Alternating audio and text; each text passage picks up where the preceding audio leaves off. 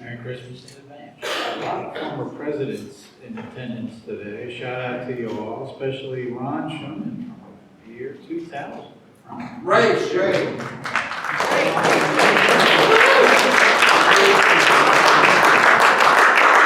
Superstar Cliff Elgin is going to provide our indication today. He's president of Cliff Elgin Consulting LLC, and he is a Paul Harris Fellow plus 9. I'm sharing with you this morning a poem, not a poem, a prayer by the Reverend Harry Meserve. It's about 100 years old, and I've added one line at the end. From arrogance, pompousness, and from thinking ourselves more important than we are, may some saving sense of humor liberate us. For allowing us to ridicule the faith of others, may we be forgiven. From making war and calling it peace, special privilege and calling it justice, indifference and calling it tolerance, pollution and calling it progress, may we be cured. For telling ourselves and others that evil is inevitable, while good is impossible, may we stand corrected.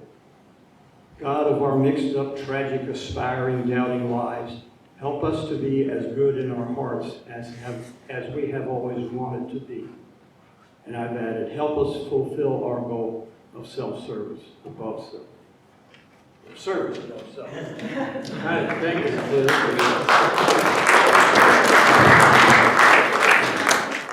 Now to lead us in the pledge and four-way test.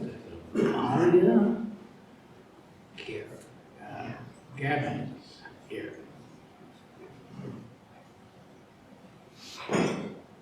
Good afternoon, everyone. The pledge.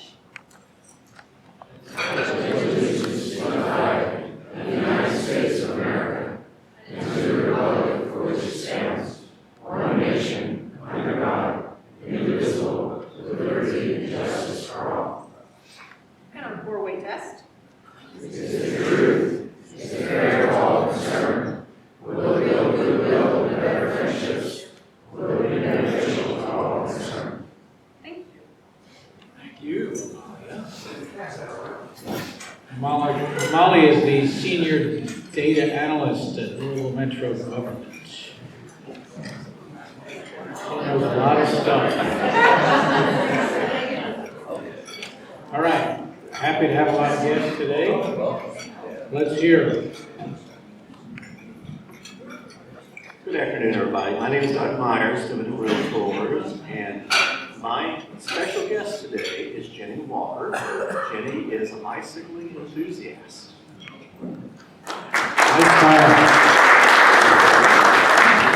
Hey, President Ken Walker here. My guest is Bob Ladder right here. And once again, he is a bike enthusiast. And Doug and Jenny, or Bob and I, are all in the same Sunday school class.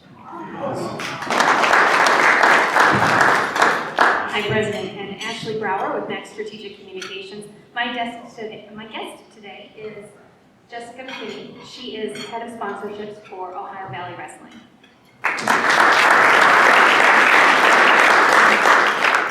President Ken, I'm Rick Harden, and I have three guests today. I'd like to introduce Mr. James Evanson, who's an operations manager with Amazon and a member of the board of the Kentucky Refugee Ministries.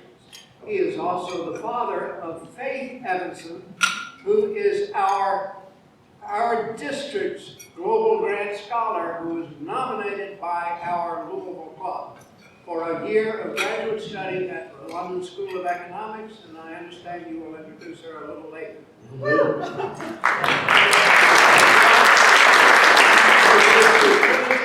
Who is at the University of Louisville and has already been proposed to join our Rotary Club.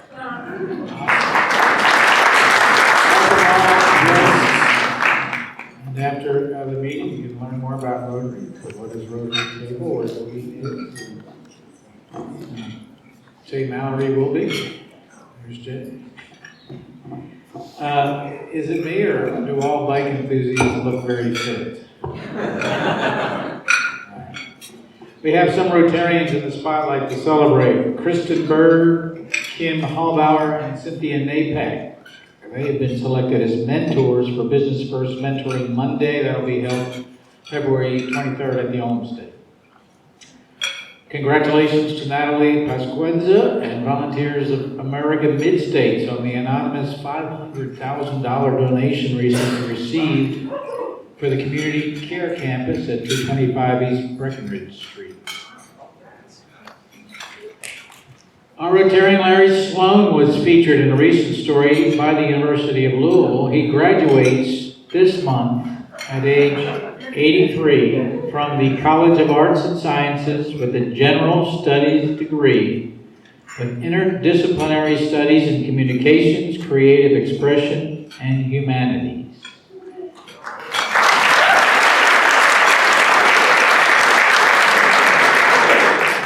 Thanks to the Donovan Scholars Program, Kentuckians 65 and older can take classes for free at any state-supported institution within the Commonwealth. I think I'm going to do that next year. The Battle of the Bells with the Kiwanis Club continues Saturday with bell ringers at the Holiday Manor Kroger. The board is totally filled, so thank you all. It hasn't been the warmest month, but a lot of great bell ringing, and I understand Alice Salt even had some musical performances with her daughter and whatnot, so have fun with it. If you're able to serve in person, great, but if you're not, you can scan the QR code on the screen at your table to donate. Speaking of donations, thanks to those who have already submitted $100 or more for our annual contribution to the local Rotary Fund, which provides financial support for our many service projects here in our community and those we collaborate on internationally. And Cliff Elgin is providing a little extra incentive. He has generously donated this bottle of the first private label bourbon from Jackson Purchase Distilling, and it's signed by Master Distiller Craig Bean. Kind of a big shot, I think. We'll draw the winner in January from the names of all who contribute 100 or more.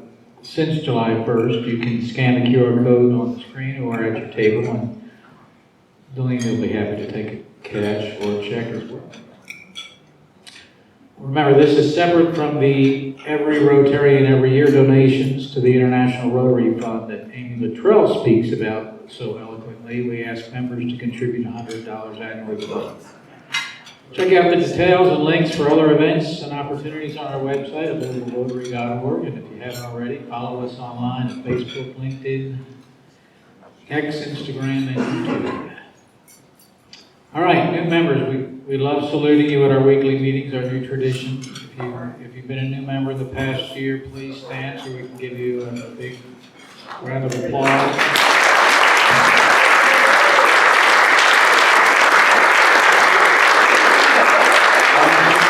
Hopefully everybody is treating you well and will continue to do that. And if you happen to have somebody at your table that's just good, connect. We're also inviting longer-term Rotarians to share a little about themselves. So we'd like to invite Michelle Black-White, the Executive Director of the Brightside Foundation, Inc., and Rotary Fund of Louisville Director, to do that now. You joined in what, 2022? Hi, for those of you who don't know me, my name is Michelle Black-White. So my maiden name is Black and my married name is White. And my husband is a doctor, and so his very favorite thing in the world is when mail comes not to Dr. White but to Mr. Black. So he rolls with it pretty well. I've been in Rotary for a couple of years, but my career is a little different than most people. I started off in the advertising industry. Out of college, I have a fine arts degree in graphic design and a business degree, both from U of L. And I worked in advertising for 10 years until I stepped away to raise my 3 sons for about 16 years. During that time, I stayed very active in the community through the Junior League of Louisville and serving on other boards. In 2014, I was asked to join the board of KMAC. and got to be part of shutting down the museum for a year and having the party before the shutdown where we didn't have everything quite ready, so we had a construction theme and we let people graffiti the museum because they were getting ready to take out the walls, which was kind of fun, and then got to do the opening fundraiser when we reopened the museum a year later. When I was doing that, I was approached to take over Gallapalooza, which is a public art project of painted full-size horses around the city. And that has always been a fundraiser for Brightside. So when I took that over, it initially was going to break even at the end of the project. And through some very tight financial controls, creative fundraising, we raised over $300,000 and ended up splitting that with Waterfront Development Park to help fund the LED lighting project on the Big 4 pedestrian bridge.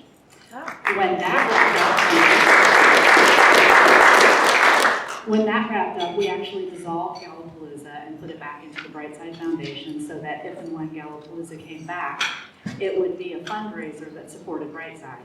And at that time, I went back to being a community volunteer, and Mayor Fisher appointed me to the Brightside Inc. City Board, where I served as the fundraising chair. I did that for a couple of years, and about 7 years ago in October, I was asked to take over the foundation. So a couple of years ago for Derby 150, we brought back Gallapalooza. We did 150 horses. The presenting sponsor was Churchill Downs, and we partnered with the Derby Festival. And it was the actual first Pegasus pin event of the Derby 150 season to go see all of the Gallapalooza horses in one place. Aside from what I do for Brightside, I serve on several different boards, the Rotary Fund Board being one of them. I'm on the Louisville Ballet Board and also on the Kentucky Derby Festival Foundation Board. So I've always believed in service above self, and so joining Rotary and doing what I've done to work on the Service Projects Committee and being on the Rotary Fund is the perfect next step for me, and I'm happy to be here.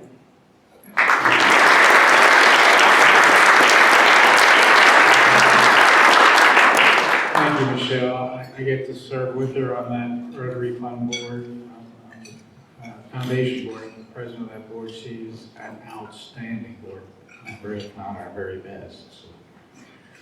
All right, Faith Evanson, we introduced earlier, the Rotary Global Grant Scholar, and I'd like you to come up and share a little about your experience in the program so far. Come on back.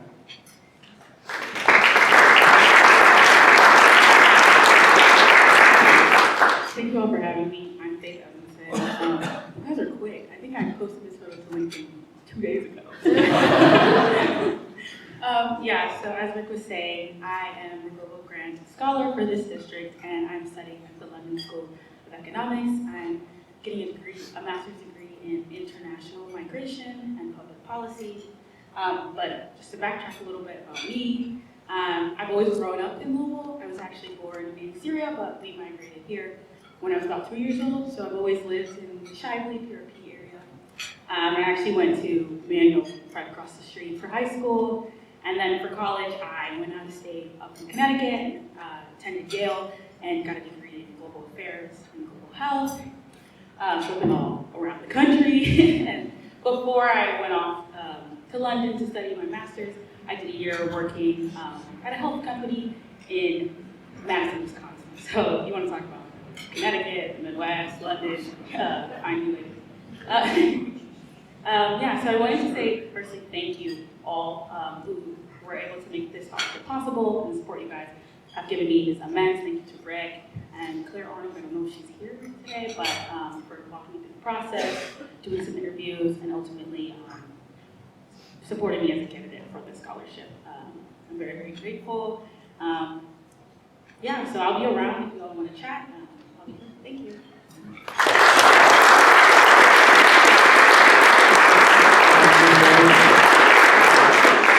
Appreciate you. And now another superstar, Ken Grossman, owner of Executive Image Custom Clothier, Paul Harris Fellow Plus One, to introduce today's speaker. Thank you, President Ken. First, I think my friend Henry Hauser's out there, and he thanked Ashley Brower last week for the great work she does as speaker chair. And I can say I was speaker chair for a few years. I don't think my term was even as long as yours has been, Ashley. It's a big job, it's a very rewarding job, but she deserves a big hand for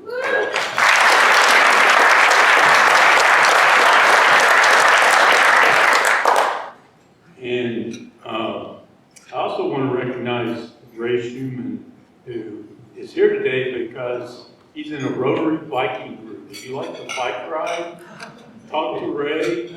These guys have been getting together for about 20 years. They meet at the cafe on Saturdays. And I used to ride with them, but I got too old. Ray's still doing it, and it's an amazing group, and I'm really happy to see Ray here today.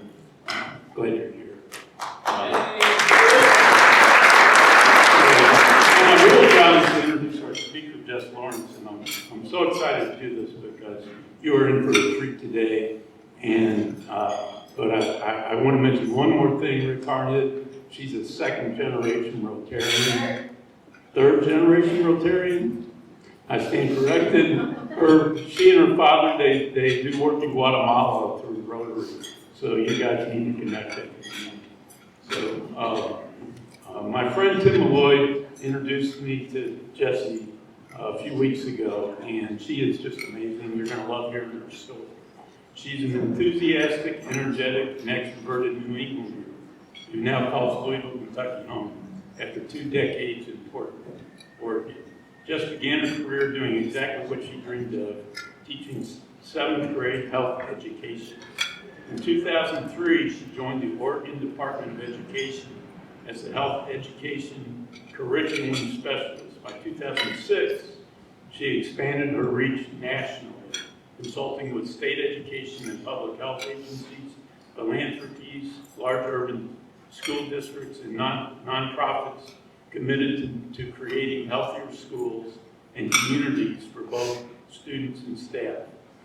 Jeff currently serves as the Executive Director of Care and Guidance, an organization that facilitates adult learning and training, health education, school health, and public health. Jess is known for her engaging facilitation and her 3 systems change simulations, hands-on board games that help educators and community leaders understand how to create sustainable, system-wide change. She writes health education curriculum, trains education leaders on school health issues, and presents at conferences nationwide. Outside of work, Jess loves swimming, snowboarding, bicycling, and international travel. She's lived in both Chile and New Zealand and is an avid soccer fan. Jess's talk today will be focused on her 2 solo and unsupported bike trips across the United States. Yeah, she's biking across the country by herself, okay? It's pretty cool. Her bike trip this year was a fundraiser for her local Lou City Racing Louisville Foundation. Please give a warm Rotary Club of Louisville welcome to today's speaker, Jess.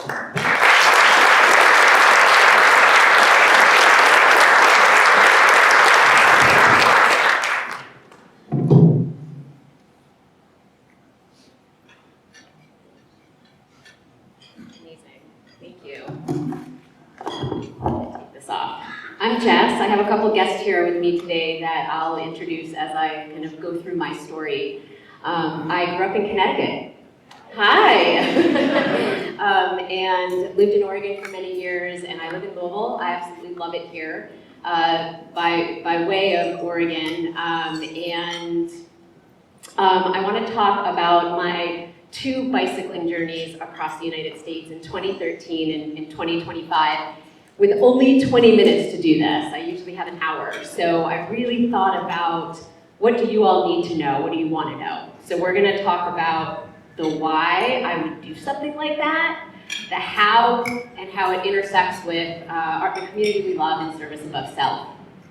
So I've taken 2 bicycle journeys, and I started my childhood looking like that. This is me at 3 years old, and I love this photo for a variety of reasons.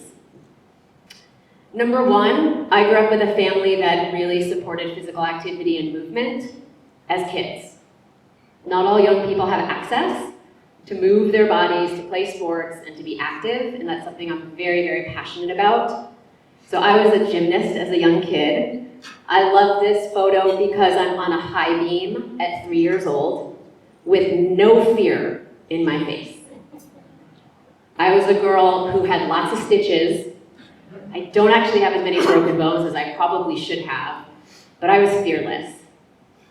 Also, I don't know if you look at those legs. Look at those legs. I'm giving you permission to look at those legs. That's insane. And growing up, my brother used to call them thunder thighs, which wasn't so nice. I like to call them pythons now. But those things have biked across the country 2 times. So that's a proud moment. 12 years later, I'm 15 years old. I have the opportunity to do a bicycle trip, a tour with other 15-year-olds. And I took advantage of that. I went away one summer for 5 weeks and had an amazing time. So this was in 1990. And I came back from that trip and I told my parents that someday I would bicycle across the United States. And I think they patted me on the back and they said, sure, not knowing that at 38 years old I would actually do it. So let me talk about my why. I'm a huge soccer fan, number one, and so there's a connection between bicycling and soccer for this past trip that I took. One of the things that I am very involved with here locally is the Lucity Racing Foundation. George Davis, the fourth, is here. George played professional soccer here with Lucity. You might recognize the name, or George.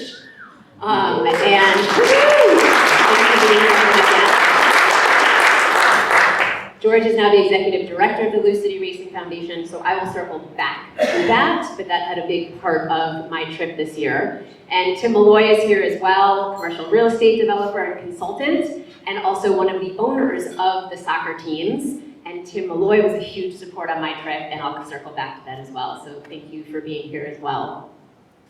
So when I think about my why, it comes very far from being a young girl who just loved being on the bicycle. Bicycling for me as a little kid meant freedom. It meant going to see friends in the neighborhood. It was empowering, and I think I snuck to boys' houses sometimes without telling my mom. But there was a lot of independence that was related to being on my bike. So my why to me means 2 things. One, exposure. And I don't mean exposure like how many social media likes I get. I mean exposure to elements, to weather, to the wind, to the smell of manure and roadkill, to people. You're not in a car. You are completely exposed to the world. You are in the elements for hours and hours of a day, and there's something really beautiful about that. You're also exposed to your mind. I am an extreme extrovert, for those of you that know me. Being on my bicycle for 7,000 miles over 2 trips, pretty much alone for 95% of that time, is intense. But it's also, the second word that I want to explain, extraordinary. And so one of the things that I ask people to do is think about what your extraordinary is. Everyone's extraordinary is different. You might not want to bike across the United States. You might think that's crazy. But you might want to commit to calling a sister more often. Or I like to say, learn how to fold a fitted sheet so it looks perfect in the closet. So everyone's extraordinary is different, but I believe that doing something extraordinary allows you to feel things like awe, connection, stewardship, love, community, joy, body confidence, all of those things. And so that's my why. That's why I do it. I just have a calling to do these trips. I have done plenty of trips that have been a week long. Glacier, Netherlands, Cuba, but for some reason, I had a calling to do these 2 trips solo, which means alone, obviously, most of the time, and unsupported, which means that there's no vehicle carrying my stuff. There's no vehicle following me. I have everything on my bike. Even through days like this one, where I had a complete blowout on my tire and no one's around, so I have to figure out what to do. And so that's the challenge that you feel, but it's incredibly empowering as well. So in 2013, I decided, I had just been divorced, I was going through a transition in life that a lot of us go through. We have different transitions, and transitions are hard. And I thought, you know, now's the time. I'm gonna do this bike trip. And my parents thought, oh gosh, we thought she was gonna go at retirement. None of my friends could do it. They're all working, they all have kids. So I decided to do road to road. I ended my first trip in Rhode Island. I started in Oregon and I ended in Rhode Island, hence the name Road to Road. I raised $24,000 for the Alliance for a Healthier Generation. They do work around childhood obesity. Okay. So it's 2025. I was born in June of 1975. So about a year ago, I thought, what do I want my 50th year on this earth to look like? I'd love to take salsa lessons. I'd love to live abroad for a few months and learn Spanish. I'd love to go on a snowboard trip. I'd love to do a music experience. But I just kept coming back to, I want to bike again. And so I had to run it by a few people. I had to talk to my work team and make sure that they got me.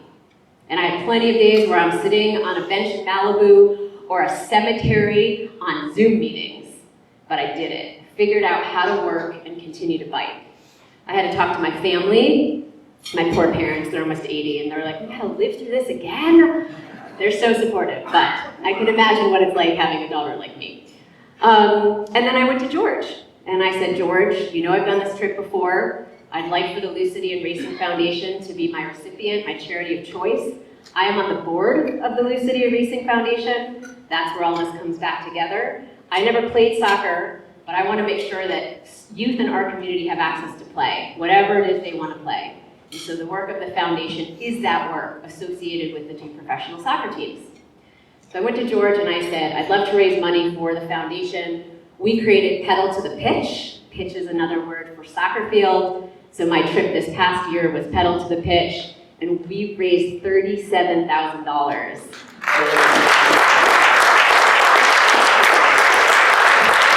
Super proud of that, came back into our community around that piece. So the maps, everyone says, what were your routes? Most people, when they bike across the country, take the Trans-America route. It is an Adventure Cycling Association route. They have Lewis and Clark, they have Underground Railroad route, they have historic routes.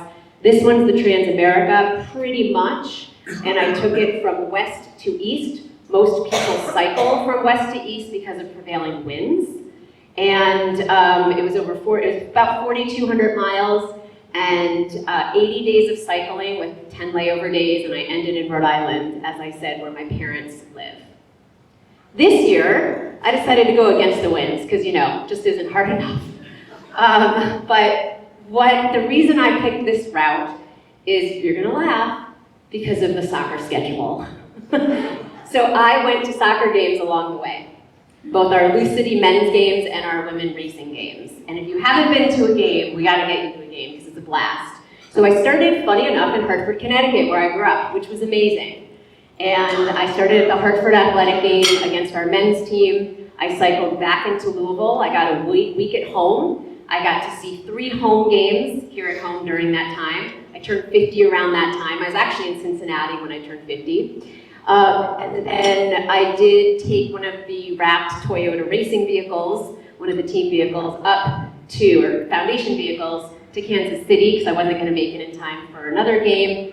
I biked to Colorado Springs, where Tim and George and Steve Poe, for those that know Steve, met me to go to the Lucidity game on 4th of July and play a round of golf at the Broadmoor, which was lovely. You'll see that photo soon.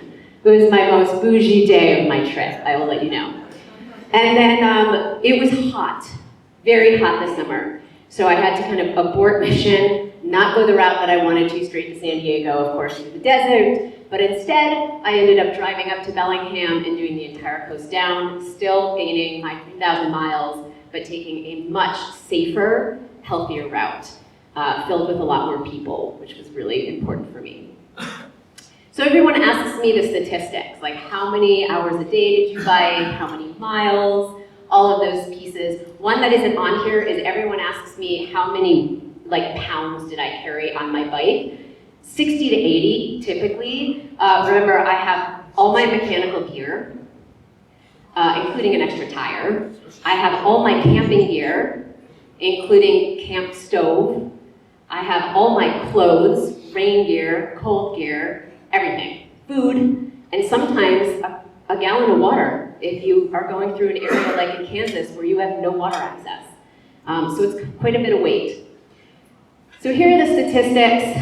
These are combined with both trips from 2013 and 2025.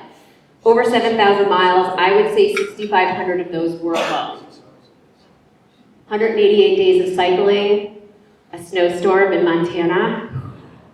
It was brutal. 2 tornado warnings this past summer. Average 57 miles a day. Yeah, there are days that are 20 and days that are almost 100. Typically, my kind of sweet spot is between 50 and 60 miles a day. I have this is my most proud, ascended over 300,000 feet. That's like climbing Mount Everest 10 times. That's a lot of hills, it's a lot of climbing with 60 to 80 pounds of weight and then your body weight. Remember those legs? 22 states. 1 tsunami warning this past summer. I don't know if you remember, there was an 8.8 magnitude earthquake on the coast of Russia. And there was a tsunami warning in Crescent City, California. And guess where I was camping that night? That was not a fun night. 2 blowouts, meaning tires completely blown out, no way to fix them. 8 days over 104 degrees. Brutal, unsafe, scary. And one of my favorite statistics, so last trip, I'm in Kansas, and I had one marriage proposal. He was 83 years old. He's a farmer in Albert, Kansas. He's been to every continent, including Antarctica. I was with a group of cyclists. He found out what I was doing and he said, would you like to marry me? And I said, you know what? Let me get back to you. I have to finish this trip. I'm like, so my next slide has a big 0, and it's not because I didn't get any marriage proposals this past summer. I didn't. But the 0 to me represents the amount of times I've said I quit. In 180 days, not once did I say I quit. Not once. I don't know why. Is that something to celebrate? I said, I'm sore, I'm bruised, I'm tired, I'm hungry. This past trip, I had a lot of days of, this is not fun. I hit 35 degrees to 40 degrees for almost 2 weeks in Pennsylvania when I started. It was a cold June. May, actually it was May this past year. It was rainy and cold. But for some reason, it just like quitting was never gonna be an option. I don't know what it is, it was just never gonna be an option. So I just encourage you all to find something where you have like that drive. Like what is it that you will not stop? Yeah, so that's that. So my gear setup. My first trip, I took my vanilla bicycle. For those cyclists in here, it's a steel frame bike. It is a road bike, pretty thin tires, with a trailer. Loved the trailer. Kind of wish I went with the trailer again, but I didn't. Because of the technology on bicycles, that bike was built in 2000 and is still my baby. I still ride her all the time. I call my bikes they're females, I don't know why, I just do. But she's the vanilla, and I loved her. This trip, I changed it up. I used a gravel bike. It's a little bit different, but thicker tires, less likely to puncture. They were also tubeless tires, so really rare to get a flat tire. They're thicker, and all of my weight is sitting on my bike. So the bike handles very differently with more weight on it. Hence more bruises on your body because you're getting on and off, it's heavier. Don't like it as much, but that was the setup I chose. Where I stayed, I camped whenever I could camp. I love camping, I sleep amazing in a tent. I know a lot of people think that's crazy, but being outside with fresh air, sunrises, sunsets, to me is like where it's at. It's where you meet a lot of people, and it's inexpensive. It also can feel a little remote because a lot of campgrounds don't have running water. They don't have electricity to hook up your power, to recharge everything. They don't have showers, so sometimes it's uncomfortable. I also stayed with hosts. So there is a international organization like Couchsurfing, but it's for hosting touring cyclists. I host here in Louisville. In fact, you had a speaker a year ago named Jeff Mulby who talked about chemo riders. He was staying with me while he was speaking to your club. He's still riding, he's still going, and we met up in Colorado and I have a photo with him. So this is a couple from New Paltz, New York that hosted me. So a lot of warm showers hosts. There's an amazing organization where I stayed with a lot of people along the way. I did it in 2013 as well. Sometimes I stayed in hotels. I don't love staying in hotels on the trip, but I did. And then finally, friends of friends. These were two people that I didn't know, but I knew through a friend. They live in Ventura. They were having a big 65th birthday party, and the day before invited me to crash up their couch and got to party with them all night. What I ate, okay, I didn't just eat ice cream, but a huge reason I like to bike is because I love eating ice cream. So I had to put up the ice cream photos. This is Jeff. He did not have orange hair when he spoke here, but that's Jeff. You might recognize him.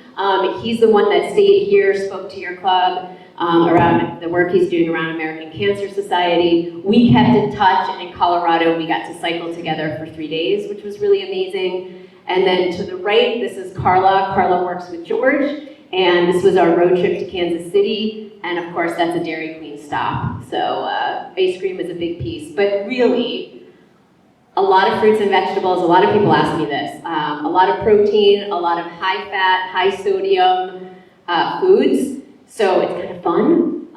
But you know, I'd say the fruits and vegetables are key. They don't fuel your body for very long, but they're really good for recovery and super important. So nutrition and proper nutrition is incredibly important, of course, as well as hydration. Hardest moments.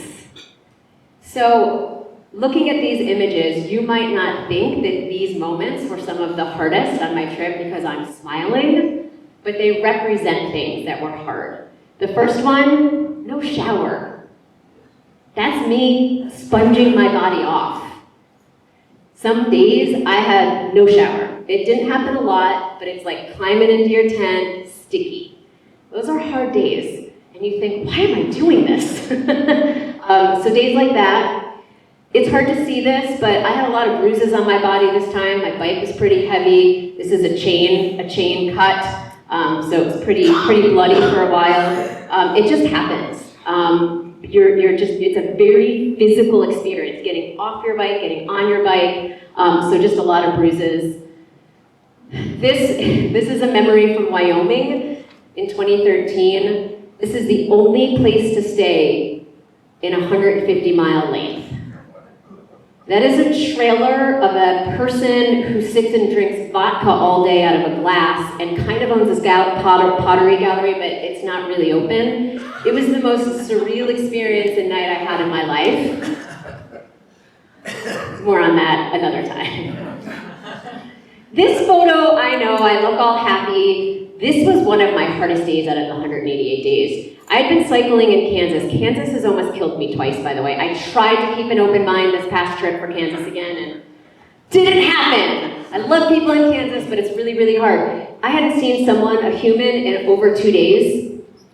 Western Kansas and eastern Colorado, it's like penitentiary area, actually. It is like being on Pluto. I had to carry water. I had no shade. And in that moment, I looked down and I saw 3 sunflowers. It was like the only living thing I saw, and I put them in my hair just for a moment to make myself smile and to feel feminine and beautiful. Because on trips like this, it is important to me to feel feminine. I have my nails painted in a lot of images because that was important to me. It's the one thing I could do to kind of feel feminine. You're dirty, you're covered in bugs, you're sunblock and dirt and grease. And that's just a moment of wanting to be pretty and wanting to feel good about myself. And then notes that people wrote me. So in some of my hardest moments, this was last trip, my friend Rachel says, "To Jess, for you to open on a day of challenges." I opened it last trip. in Virginia after 8 days of rain. My gear was all mildewing. And this trip I had text messages, emails, etc. A lot of people supporting me. So 2 more slides, what I learned. I can't stand here and just explain that in a very short amount of time. The growth and empowerment that I have felt as a human as a result of doing this is amazing.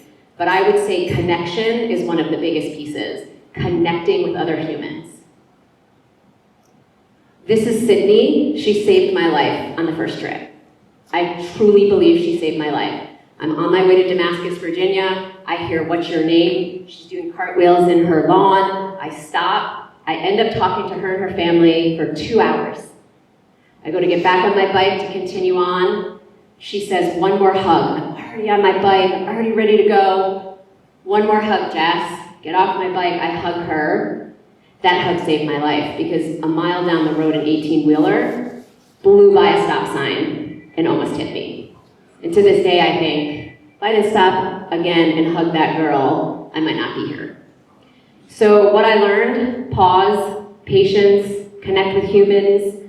This is a fun story. 2 guys I met this past trip, cycling in off Leggett Hill, one of the hardest climbs of my trip. Believe it or not, Severe started Hotmail and sold it to Bill Gates.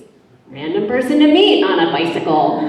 This is us. A week and a half later, we kept in touch. You still in the Bay Area, Jess? We are donors to the Cloud Club at the San Francisco Giants game. Come with us. And then finally, you recognize these folks. We have George and Tim and Steve Poe. All fly in to Colorado Springs on the 4th of July to celebrate my halfway point, go to the Lou City game, and play around the golf. And their support was huge for me. So, not doing anything alone. And finally, this is a video from Hollis. She's an 11-year-old here in Louisville. Her dad is Jeff, a good friend of mine. She followed my trip. She is a racing academy player, and this was her message to me. Hey Jess, congratulations on finishing your bike ride, and that's awesome. You're such an inspiration. So inspiring the younger generations, especially of females. I can't tell you how many of the racing professional women players contacted me almost daily on my trip. And the inspiration that they give me as players, and then I got to give back to them, was huge. So there is another video. It has no sound. I'm happy to take questions now. It's just gonna play. It is footage of me. Oh, I have to hit the next slide. That might help. Yeah, there we go. Footage of me riding. I had a drone with me. I did not have to control the drone. It's a smart drone, so it would kind of key on me and then follow me. So you can kind of see what it's like. And I'll just let it play as we take questions. There's one clip in there that is not me cycling. It is me running through sprinklers in Colorado and doing cartwheels, which I just threw in there because it says so much about my personality and who I am. But it gives you an idea of what the type of roads were that I was on. So thank you for the opportunity to share my story and my adventures. And,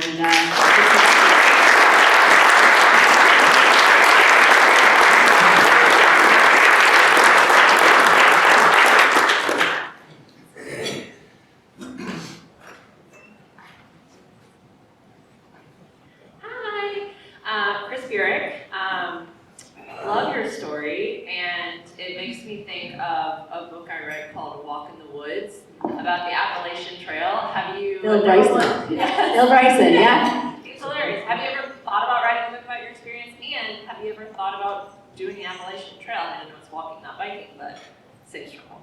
Yeah, I have thought about writing a book. I have a series of short stories, creative nonfiction from my first book, or from my first trip, so we'll see. Yes, I would love to. It's the next extraordinary adventure, because that's not easy. As far as hiking, I do backpack a lot. I don't have great feet. I have pain in my feet sometimes, and so I just don't know that I would be able to do it, even though I love backpacking and being out and hiking. So, thanks. Great book, though, if you haven't read it. Yes, hi. Hi, I drove a car, and the hardest thing I've done, well, not really, but a hard thing is I said goodbye to my bike last fall. You what? I said goodbye to my bike last fall. Oh, boy. But the riding is just so awesome. And how did you get your routes together, and what kind of, were you always on easy terrain, or not terrain, easy streets? Yeah, that's a good question. So I put together 11 routes from Adventure Cycling Association, so they're pretty well vetted of what with the maps. They're both GPX files and actual maps, so I can kind of see where I'm going. But you can see some of these are bike paths, and then I don't know if I got to the road or the trail riding yet. So that was in Colorado, so I did some trail riding as well. But whatever felt safe, most safe. Bike paths are obviously amazing. The problem with bike paths are they're slow. You can't go as fast because there's other pedestrians, and so there's pros and cons to that. But for the most part, you were able to avoid streets, busy streets. Oh, I was on a lot of busy streets. Okay. Definitely a lot of busy streets. Yeah, there were moments where I thought, this isn't that safe. Yeah. Congratulations. Thank you. Very inspirational. Thank you. Thank you, Jess. I'm Tom Bonert. And anyone who cycles knows there is, let's say, a dynamic tension between you and motorists. With your experience, two particular questions. First, how did you find motorists throughout your journey? And secondly, was there a particular region of the country where people were either nicer or nastier? Great way to say it. So, Motorists for Overall gave me amazing space. Other than that first trip with the 18-wheeler, this past trip, I think I had one very close incident in Kansas.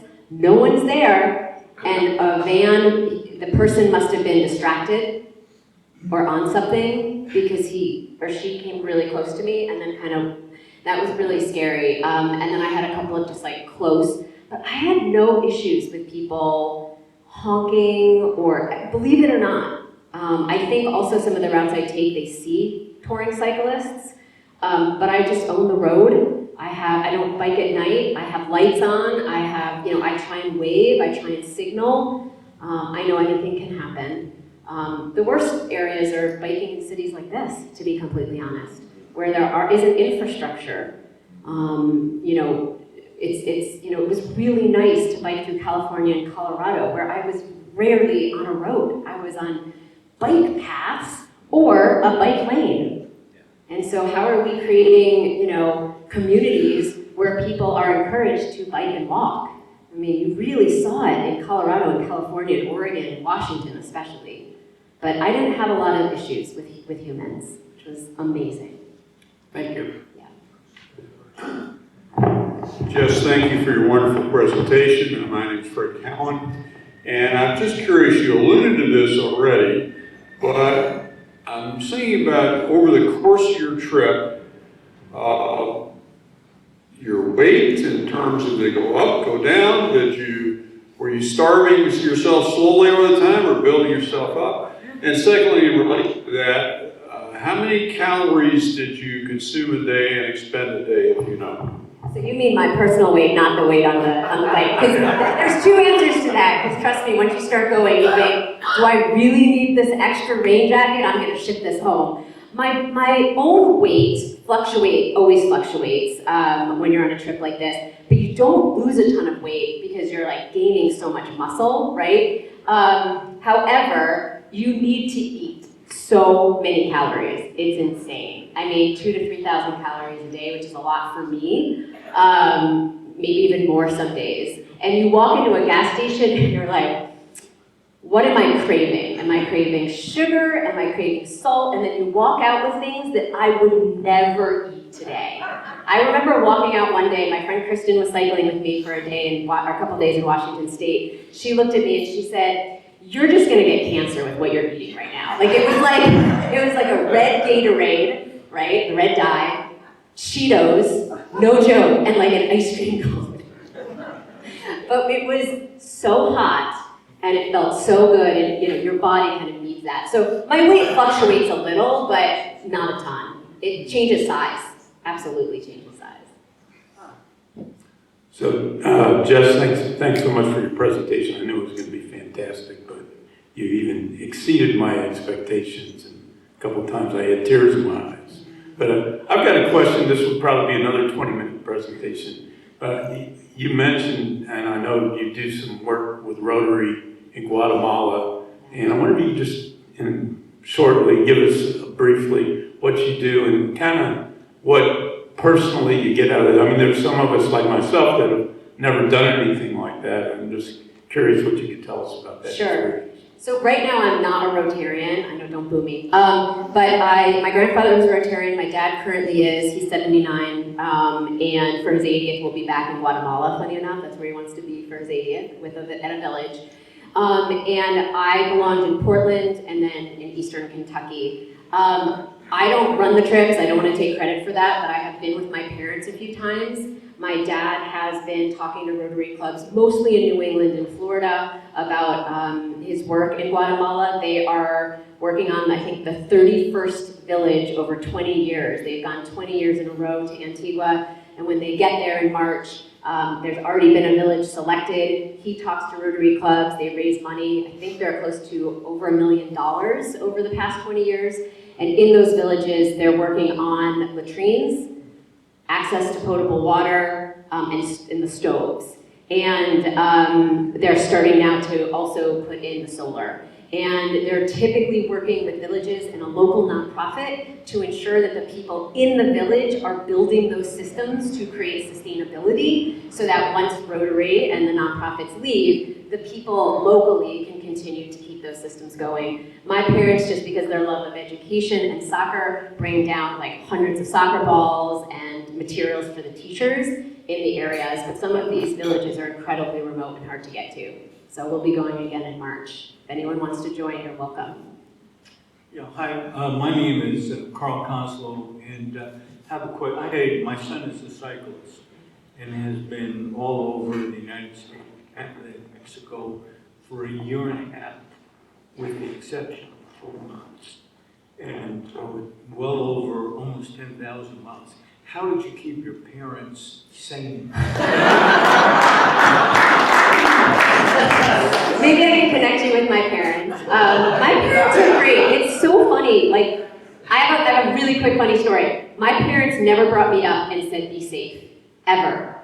When I leave the house, to this day, they do not say, be safe. They say, have fun, have a great time. They do not want to instill fear in me or my brother. You think I'm crazy. My brother packed back from Cape Town to Istanbul before there were even cell phones. So the only time my mom said be safe on this trip was when I was in the Bay Area hanging out with my cousins, and we're going to the Palo Alto pickleball to go play pickleball. You know what my mom said? Be safe. I said, out of all the days, she said, oh, that's like the highest number of ER visits right now is pickleball. I'm biking across the country and you're concerned about pickleball. I think, though, if you were to talk to them, they're concerned every day. I was in touch with them most of the time, and they would follow me. They had my location, but they wanted me to have wings. And I think that's just something that, they brought me up to do. So congratulations to your son. It's amazing. Jess, hi, thanks for coming. This is really interesting. I'm a fellow biking enthusiast. My greatest fear is vicious dogs. Do you have any animal stories? Absolutely. So what's really sad on the Trans-America is as you're biking across the U.S., people always say, what's coming up? They always talk about where there's ice cream and then what's coming up. And sadly, Kentucky is known for the dogs. Eastern Kentucky is known for dogs. Nowhere else in this country is. Because I didn't do Eastern Kentucky this trip, do you know that I had no issues with dogs? I cycle in Fleming County. I go back to Fleming County, Rowan County, and bike a lot here in Kentucky with friends. Beautiful area to bike. It is among the most beautiful rolling hills in the country. Lots of dogs. I do have other stories. I've almost been T-boned by deer. I have had to hoist my stuff up during bear country. because, you know, you get mauled by a bear if you're camping. Yeah, lots of crazy animal stories. You're pretty exposed. Lots of snakes. I don't have fear of snakes though, luckily, so. I don't have a fear of like spiders, snakes, bugs, so that helps with camping a lot. All right, one quick last question, Delaney Taylor, Executive Director. So my husband has gotten into biking the last few years, and he bikes for to stay in shape, about 100 miles a week, so nothing compared to what you're doing. But you know, he told me last week he's excited because he got his wipeout ratio down from once a year to once every year and a half now. So do you have any, like, have you had any serious accidents? Have you had to go to get medical care? Like, yeah. I have not had any road bicycle really bad accidents, thankfully. I am also a mountain biker. I have a problem speed checking when I mountain bike. I am an adrenaline athlete. So mountain biking, I have had many injuries, but not road cycling. I have fallen, you know. I have scraped up a lot, but no major injuries. And I did have to have ACL from a snowboard injury because I used to compete and jump. But luckily, no major injuries. So thanks. Thanks all. For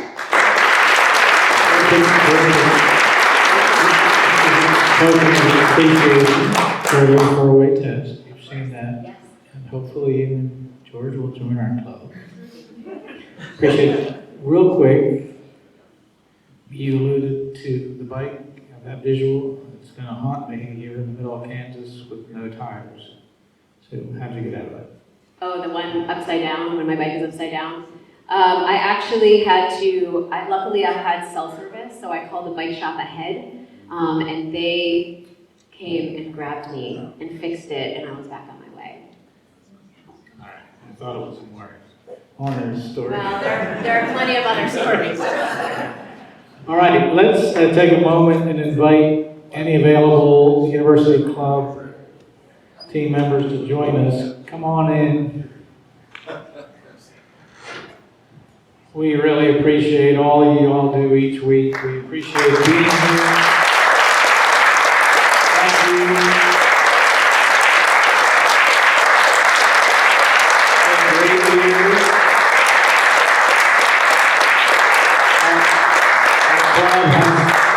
A lot of money here. Union Distribute. Ron, thank you. Ron's the GM here. So thank you. Thank you.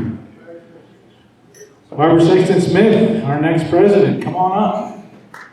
All right. Okay, fellow Rotarians, as you know, many of us think we're coming to the end of the year. However, President Ken, the best darn current president this club has, we are only halfway through your year, so join me in thanking President Ken for halfway.